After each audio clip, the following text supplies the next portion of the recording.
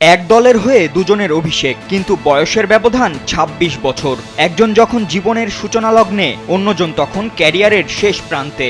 বলছিলাম ইংল্যান্ডের ক্রিকেট ইতিহাসের অন্যতম পেস কিংবদন্তি জেমস অ্যান্ডারসন এবং উদীয়মান স্পিনার ফারহান আহমেদের কথা। বুধবার দ্য 100 টুর্নামেন্টে ম্যানচেস্টার অরিজিনালসের হয়ে অভিষেক হয়েছে এই দুই তারকার। একদিকে ৪৩ বছর বয়সী অ্যান্ডারসন, যিনি আন্তর্জাতিক ক্রিকেটে উইকেট শিকারীর তালিকায় শীর্ষ ৩-এ। অন্যদিকে মাত্র ১৭ বছর বয়সী ফারহান, যিনি এখনও ক্লাস 10-এর ছাত্র হলে অবাক হওয়ার কিছু থাকতো না। বড় দুই ভাইয়ের পথ ধরে ইতোমধ্যেই ফারহান খেলেছেন প্রথম শ্রেণীর ১৪টি ম্যাচ। ওয়ালটন এখন দেশের সীমানা পেরিয়ে পৌঁছে গিয়েছে ৫০টিরও বেশি দেশে। ওয়ালটন, ঘরে ঘরে, বিশ্বজুড়ে।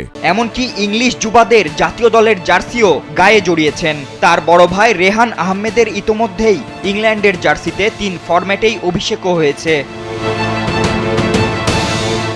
তরুণ এই স্পিনার যখন জন্ম নেয় তখন অ্যান্ডারসনের ঝুলিতে ১৯১ আন্তর্জাতিক উইকেট। গেল রাতে এই দুই প্রজন্মের একসঙ্গে একই দলে মাঠে নামার গল্পটাই বলে দেয় ক্রিকেটের সৌন্দর্যের কথা। যদিও অভিষেক ম্যাচটা দুজনের জন্যই খুব একটা রঙিন ছিল না। অ্যান্ডারসন ২০ বলে ৩৬ রান খরচ করেও ছিলেন উইকেট শূন্য, আর ফারহান দিয়েছেন ৫ বলে ৮, সেখানেও নেই কোনো উইকেট। এছাড়া সাউদার্ন ব্রেভের জেসন রয় ও ডিপ্লয়ের মারকুটে ইনিংসে তাদের দলও হেরেছে ১ উইকেটে।